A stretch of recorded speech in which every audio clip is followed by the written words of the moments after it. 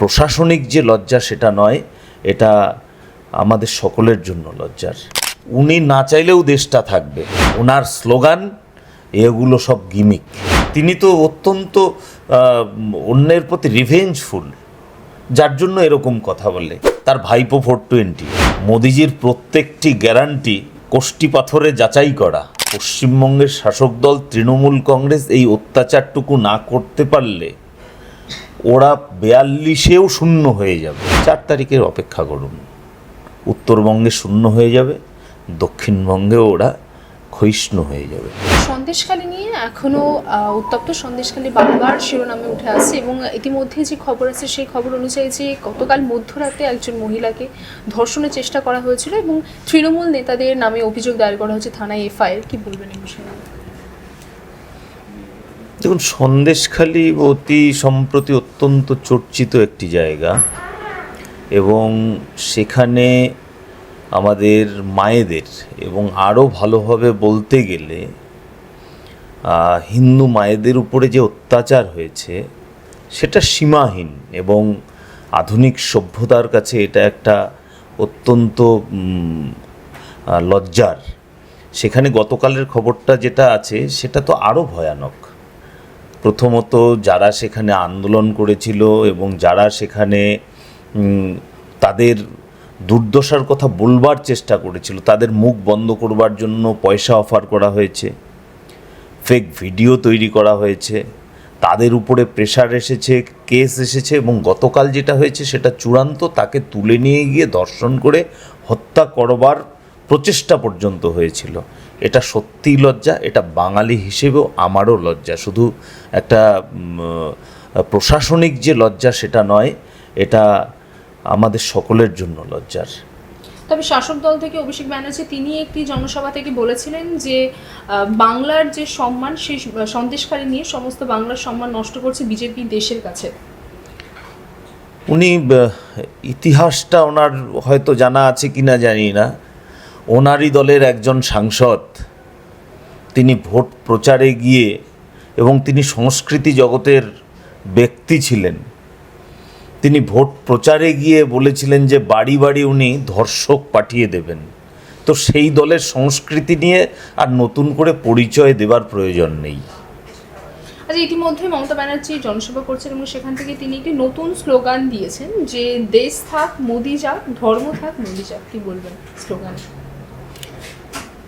উনি না চাইলেও দেশটা থাকবে, উনি না চাইলেও, উনি এত বিরোধিতার করার পরেও সনাতন হিন্দু ধর্ম রয়েছে এবং কয়েক হাজার বছরের প্রচেষ্টার পরেও সনাতন হিন্দু ধর্মকে দমানো যায়নি। ওনার স্লোগান এগুলো সব গিমিক। শুভেন্দু অধিকারীর নাম না করেই তাকে উদ্দেশ্য করে তিনি বলেছেন যে নন্দীগ্রামের বদলা নেবেন। আপনার কি মনে হয় কী ধরনের বদলার কথা বলছেন তিনি? উনি যতবার বদলা নিতে যাবেন, বদলা সাধারণ মানুষই নিয়ে নেবে। নন্দীগ্রাম শুভেন্দুদা ঘটিয়েছে এটা আমি বলবো না, বরং সাধারণ মানুষ তাকে চায়নি, সেখানে শুভেন্দুদাকে চেয়েছে, শুভেন্দুদাকে জিতিয়েছে। সাধারণ মানুষ তাকে প্রত্যাখ্যান করেছে। তিনি তো অত্যন্ত অন্যের প্রতি রিভেঞ্জফুল, যার জন্য এরকম কথা বলে। দীঘা তমলুক নিয়ে তিনি বলছেন যে দীঘা তমলুক সবকিছু তিনি করেছেন। দীঘা তমলুকে তিনি যখন রেলমন্ত্রী ছিলেন তখন অনেক কাজ করেছেন, সেখানে স্কুল থেকে শুরু করে সেখানে জলের লাইন সবকিছুই তিনি করে দিয়েছেন। শাসকের ন্যূনতম দায়িত্বটুকু বর্তায়। তিনি অবশ্যই স্কুল করবেন, তিনি অবশ্যই রেল করবেন, তিনি অবশ্যই উন্নয়ন করবেন, এটা তো তাকে করতেই হবে। কিন্তু তিনি কতটা করেছেন? যতটা প্রত্যাশিত ছিল, যতটা হওয়া উচিত ছিল, ততটা করতে পেরেছেন কি তিনি? সেটা তিনি জরিপ করুন, আর সেখানকার সাধারণ মানুষ জরিপ করবে। আচ্ছা, চতুর্থ দফা ভোটের আগে প্রধানমন্ত্রী তিনি বাংলায় এসেছিলেন এবং ব্যারাকপুরের সভা থেকে তিনি 5টি গ্যারান্টি দিয়েছিলেন এবং যে গ্যারান্টিকেই মুখ্যমন্ত্রী তিনি কটাক্ষ করে বলছেন যে 420 গ্যারান্টি। তার ভাইপো 420, মোদিজির প্রত্যেকটি গ্যারান্টি কোষ্টি পাথরে যাচাই করা। গত লোকসভা নির্বাচনে যে সমস্ত আমরা প্রতিশ্রুতি বলবো না, সংকল্প করেছিলাম, সেই সংকল্প প্রায় সবগুলোই আমরা পূরণ করতে পেরেছি।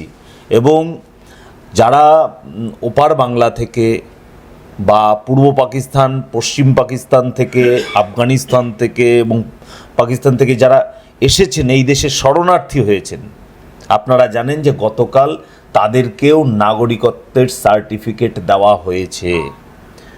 মোদিজির গ্যারান্টি, কোষ্ঠী পাথরে যাচাই করা গ্যারান্টি। আর তার ভাইপো 420, তিনিও 420 গ্যারান্টি দিচ্ছেন। লোকসভা নির্বাচন চলছে এবং বিভিন্ন জায়গা থেকে খবর আছে যে বিজেপি কর্মীদের ওপর আক্রমণ করা হচ্ছে, মারধর করা হচ্ছে, বাড়ি জ্বালিয়ে দেওয়া হয়েছে, কান কেটে নেওয়া হচ্ছে, এরকম হিংসার অভিযোগ বারবার উঠে আসছে। এটা অত্যন্ত দুর্ভাগ্যজনক এবং পশ্চিমবঙ্গের শাসক দল তৃণমূল কংগ্রেস এই অত্যাচারটুকু না করতে পারলে ওরা 42-এও শূন্য হয়ে যাবে। এই অত্যাচারের উপর ভরসা করেই ওটা কয়েকটা সিট জেতার জন্য এত মরিয়া হয়ে পড়েছে। ওরা বুঝতে পেরে গেছে যে মানুষ তাদের প্রত্যাখ্যান করেছে, মানুষের মনের মধ্যে তৃণমূল কংগ্রেস নেই। সেই কারণে ভয়ের মাধ্যমে যতটুকু টিকে থাকার শেষ প্রচেষ্টাটুকু ওরা করছে। একটা শেষ প্রশ্ন করবো যে মুখ্যমন্ত্রী তিনি একটি সভা থেকে বলেছেন যে বাংলায় নাকি তৃণমূলকে কেউ হারাতে পারবে না। আপনার কি মনে হয়, কি মতামত এই বিষয়ে? 4 তারিখের অপেক্ষা করুন। উত্তরবঙ্গে শূন্য হয়ে যাবে, দক্ষিণবঙ্গেও ওরা ক্ষয়িষ্ণু হয়ে যাবে।